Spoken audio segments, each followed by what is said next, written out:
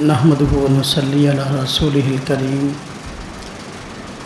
اما بعد فاعوذ بالله من الشيطان الرجيم بسم الله الرحمن الرحيم والذين اوتوا العلم درجات قال النبي صلى الله عليه وسلم من خرج في طلب العلم فهو في سبيل الله۔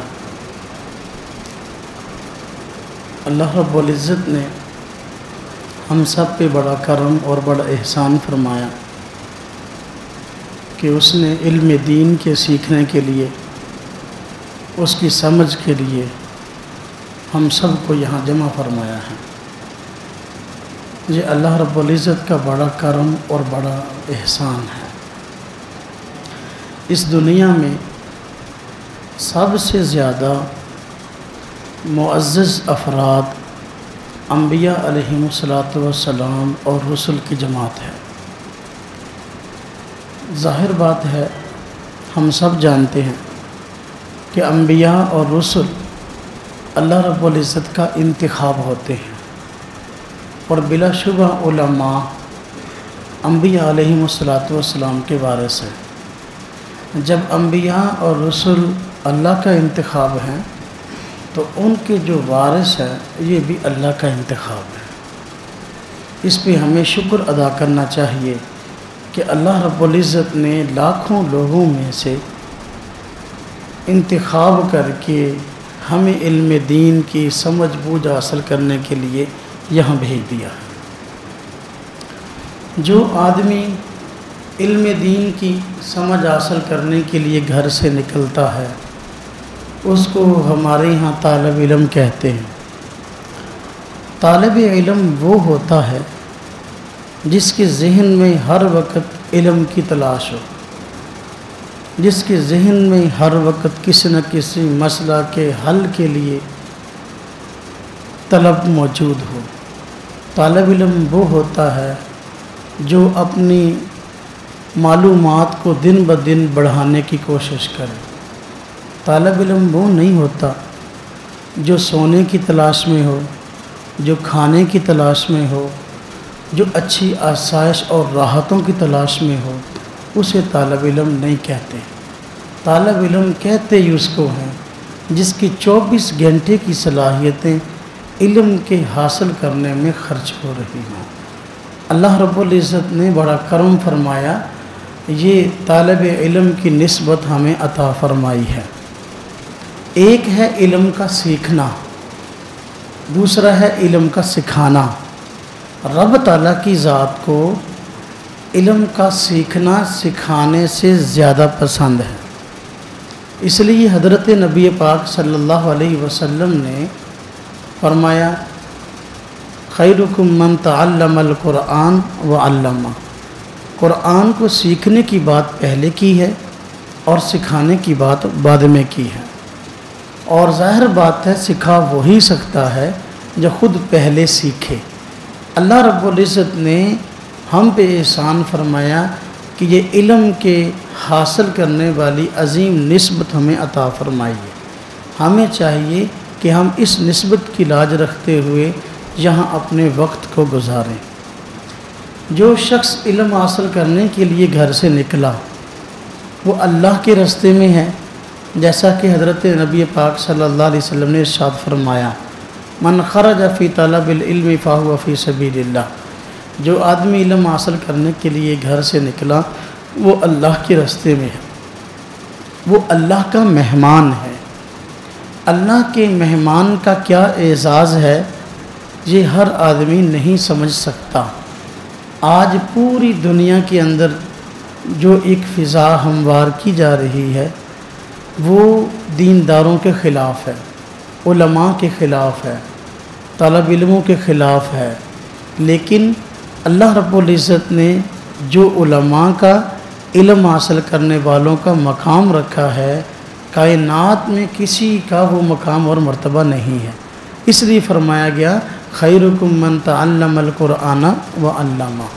سب سے افضل لوگ وہ ہیں جو علم کو، قرآن کو سکھاتے ہیں اور سیکھتے ہیں۔ اب دیکھیں، اللہ پاک نے ہم سب پہ کرم کیا علم دین کے لیے ہمیں قبول فرمایا۔ ہم اللہ کے مہمان ہیں۔ جو بھی طالب علم علم دین حاصل کرنے کے لیے یہاں آ گیا، یہ اللہ کا مہمان ہے۔ اس اللہ کے مہمان کا اکرام ہم سب پر واجب ہے۔ یہاں رہ کر جہاں اور بہت سارے کام کرنے کے ہیں، ایک کام کرنے کا یہ ہے، یہاں ہم اس طرح زندگی گزاریں، اپنا وقت اس طرح خرچ کریں کہ ہماری وجہ سے کسی اللہ کے مہمان کو تکلیف نہ ہو۔ جس طرح کسی ایسے شخص کو جو علم دین کی طرف رغبت نہیں رکھتا، علم دین پر لانا، اس کو مدرسے میں لے آنا، یہ بہت بڑی نیکی ہے۔ اسی طرح ایسا طرز عمل اختیار کر کے کسی شخص کو علم دین سے متنفر کر دینا کہ وہ مدرسہ چھوڑنے پہ مجبور ہو جائے، وہ علم دین سے محروم ہو جائے، یہ بہت بڑا جرم ہے۔ ہم یہاں رہ کر ہر ایسا کام کریں کہ دوسروں کی راحت کا سامان بنے، کسی دوسرے کو تکلیف نہ ہو۔ ہر آدمی یہ سمجھے کہ بھائی یہ آدمی، یہ طالب علم، یہ میرا کلاس میں پڑھنے والا، یہ مدرسے میں پڑھنے والا ساتھی، یہ مجھ سے کہیں زیادہ افضل ہے اور مجھ سے کہیں زیادہ مقام اللہ کے ہاں اس کا ہے۔ اس کا اعزاز اور اکرام کریں، اس کو کسی طرح سے تکلیف نہ دے۔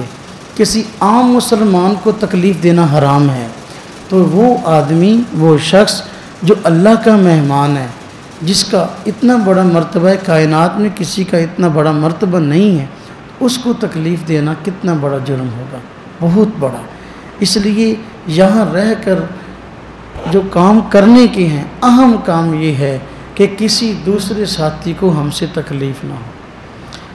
یہ سال کا شروع ہے، سال کے شروع میں جہاں اور بہت سارے کام کرنے کے ہیں، ایک اہم کام یہ بھی کرنے کا ہے کہ ہم سب اپنی نیت کو درست کر لیں۔ حضرت نبی پاک صلی اللہ علیہ وسلم نے ارشاد فرمایا، انما الاعمال بالنیات، اعمال کا دار و مدار نیتوں پر ہے۔ جیسی نیت ہوتی ہے ایسے انسان کی شخصیت پر اور نتائج پر اثرات مرتب ہوتے ہیں۔ اگر ہماری نیت کسی سند کو حاصل کرنے کی ہے، کسی ڈگری کو لینے کی ہے، کسی منصب کو حاصل کرنے کی ہے، تو شاید وہ مل جائے، لیکن رب تعالیٰ کی رضا کی اگر نیت نہیں ہے وہ نہیں مل سکتی۔ علم دین کو حاصل اس لیے کرنا چاہیے کہ اللہ کی رضا حاصل ہو جائے، اور ان معلومات کو معمولات میں تبدیل کر لیں۔ جو معلومات ہمارے پاس دین کی موجود ہیں، ہم اس پر عمل کرنے والے بن جائیں۔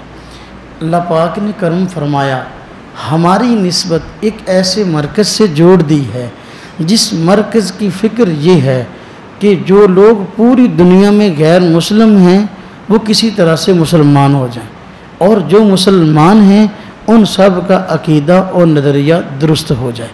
اب یہ اتنی بڑی فکر ہے کہ اس سے بڑی کوئی فکر نہیں ہے۔ اس مرکز کی یہ فکر ہے۔ اب اگر آپ لوگوں کی نسبت اس مرکز سے ہو گئی ہے تو ہمارا یہی ذہن ہونا چاہیے کہ ہم سب نے مل کر اپنی تمام تر صلاحیتوں کو علم دین کے سیکھنے پر لگانا ہے، اس کے بعد پوری دنیا کے اندر اس دین کو پھیلانا ہے۔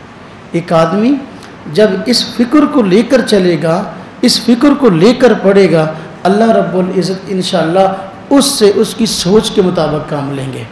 ایک طالب علم حاصل کرتا ہے، اس کی سوچ یہ ہے کہ میں امامت کراؤں گا مسجد کے اندر۔ بلا شبہ امامت کرانا یہ دین کی خدمت ہے، لیکن اس سے اس کی سوچ کے مطابق کام لیا جائے گا۔ ایک آدمی اس کی سوچ ہے کہ میں پڑھ کر اچھا مدرس بنوں اور کسی مدرسے میں تدریس کروں، اس سے اس کی فکر اور سوچ کے مطابق کام لیا جائے گا۔ ایک شخص ہے، اس کی فکر یہ ہے یا سوچ یہ ہے کہ میں کسی مسجد میں خطیب لگوں گا اور جمعہ پڑھایا کروں گا، اللہ پاک اس سے اس کی فکر کے مطابق کام لیں گے۔ لیکن ایک شخص کی سوچ یہ ہے کہ میں پڑھ کر پوری دنیا کے اندر صحیح دین کو لوگوں تک پہنچاؤں گا، اللہ پاک اس سے اس کی فکر کے مطابق کام لیں گے۔ اس لیے اپنی فکر کو بڑی رکھیں، کیوں کہ ہمارے اس مرکز کی فکر بڑی ہے۔ جب ہماری مرکز کی فکر عالمی ہے، ہماری سوچ بھی عالمی ہوگی، اللہ رب العزت انشاءاللہ ہمارے لیے ایسے وسائل مہیا کر دیں گے کہ ہم پوری دنیا میں کام کر سکیں۔ اللہ پاک تو بندے کے دلوں اور ارادوں کو دیکھتے ہیں نا جی۔ پہلی امتوں میں ایک شخص گزر رہا تھا ایک راستے سے، پہاڑی علاقہ تھا۔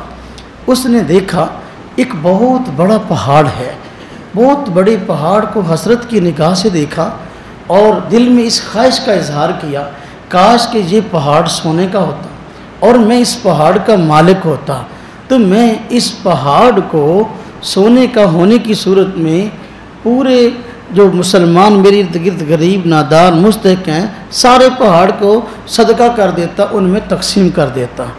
اللہ رب العزت کو اس شخص کی یہ سوچ اور فکر اور یہ چاہت اور تڑپ بڑی پسند آئی۔ وقت کے پیغمبر کو وحی بھیجی کہ فلاں جگہ پر میرا ایک بندہ موجود ہے، اس کی یہ سوچ اور فکر ہے، اس کو جا کر بتا دو کہ تم نے یہ جو فکر پیدا کی، تمہاری یہ جو سوچ ہے، اللہ رب العزت نے تمہاری فکر اور تڑپ اور سوچ کے مطابق یہ اجر تمہارے نامہ اعمال میں لکھ دیا ہے۔ حالانکہ وہ پہاڑ سونے کا بنا نہیں، اس کا وہ مالک بنا نہیں، اس نے اس کو تقسیم کیا نہیں، لیکن اس کو اس کا اجر مل گیا۔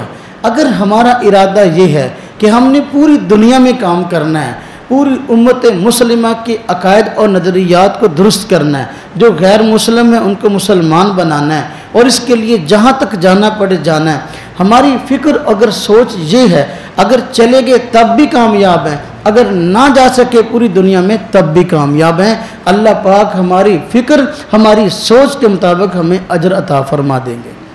اگر ایک آدمی ایک چھوٹے سے دیہات میں کام کرتا ہے تو فکر اس کی عالمی ہے، اللہ پاک تو اس کی طلب کو دیکھتے ہیں نا، جتنا وہ اپنے آپ کو تیار کر لے گا اللہ رب العزت انشاءاللہ اس کے ذہن کے مطابق جو ہے اس کو اجر عطا فرما دیں گے۔ تو یہ سال کا شروع ہے، اس میں نیت کی ضرورت ہے کہ ہم اپنی نیت کو، اپنے ارادے کو، اپنی سوچ کو، اپنی فکر کو درست کر لیں۔ یا اللہ پہلے ہم نے اپنے آپ کو تیار کرنا ہے اس کام کے لیے، پھر ہم نے تیار ہو کر پوری دنیا میں کام کرنا ہے۔ تیاری کے لیے جہاں اور بہت سارے مراحل ہوتے ہیں، صرف ان علم کے حروف و نقوش کو یاد کر لینا کافی نہیں ہے، بلکہ اس پر عمل بھی ضروری ہے۔ اور عمل کے میدان میں جہاں اور بہت سارے اقدامات مؤثر ثابت ہوتے ہیں، وہاں ایک بہت بڑا اقدام جو آج مؤثر ثابت ہے وہ یہ کہ آدمی کا کسی نہ کسی اللہ والے سے تعلق ہو، کسی خانقاہ سے تعلق ہو۔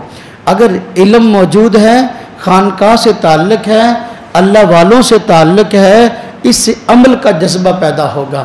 وہ عالم دین جو صرف علم جانتا ہے، اس کا عمل نہیں ہے، اس کی محنت آگے نہیں چلتی یا زیادہ دیر تک نہیں چلتی۔ وہ عالم دین جس کو اللہ پاک نے علم بھی وافر دیا ہے اور عمل بھی اللہ پاک نے اس کو اس کا جذبہ بھی وافر دیا ہے، اس کی محنت کے اثرات پھر دنیا میں پھیلتے ہیں۔ یہاں پر الحمدللہ ہمارے مرکز میں جہاں علم کا سامان بھرپور موجود ہے، وہاں عمل کے لیے الحمدللہ خانقاہ بھی موجود ہے۔ آپ یہ نیت کریں، ہم نے یہاں رہ کر علم بھی پڑھنا ہے اور ساتھ اپنی اصلاح بھی کروانی ہے۔ پوری دنیا کی اصلاح وہ کر سکتا ہے جو پہلے اپنی اصلاح کرائے۔ جو اپنی اصلاح کرانے کے لیے تیار نہیں ہے، وہ کسی دوسرے کی کیسے کر سکتا ہے؟ آج ہمارے یہاں عام طور پر دوسروں کی اصلاح کے لیے فکر کی جاتی ہے، اس کی آواز لگائی جاتی ہے، لیکن وہ فکر جو ہے وہ مؤثر ثابت نہیں ہوتی۔ اس کی وجہ یہ کہ خود اپنی اصلاح نہیں کرائی ہوتی۔ آج اپنی اصلاح کی فکر لوگوں کو کم ہے، دوسروں کی اصلاح کی فکر زیادہ ہے۔ پہلے اپنی اصلاح کی فکر کرنی چاہیے، اس کے بعد دوسروں کی فکر کرنی چاہیے۔ یہاں اللہ پاک نے موقع دیا، یہاں علم بھی الحمدللہ حاصل کرنے کے مواقع ہیں، اصلاح کے مواقع بھی ہیں۔ الحمدللہ ہر روز مجلس ذکر ہوتی ہے، اصلاح کا سلسلہ موجود ہے۔ آپ یہاں دونوں کام کریں کہ بھئی اپنی اصلاح بھی کرائیں اور اس علم کو بھی حاصل کریں۔ انشاءاللہ تعالی یہ سوچ لے کر اگر آپ یہ اپنی اصلاح کرائیں گے اور علم کو حاصل کریں گے کہ بھئی پوری دنیا میں ہم نے کام کرنا ہے، اللہ رب العزت انشاءاللہ اس کے لیے ہمیں اسباب ضرور فراہم کر دیں گے۔ اللہ پاک عمل کی توفیق عطا فرمائے۔ وآخر دعوانا الحمدللہ۔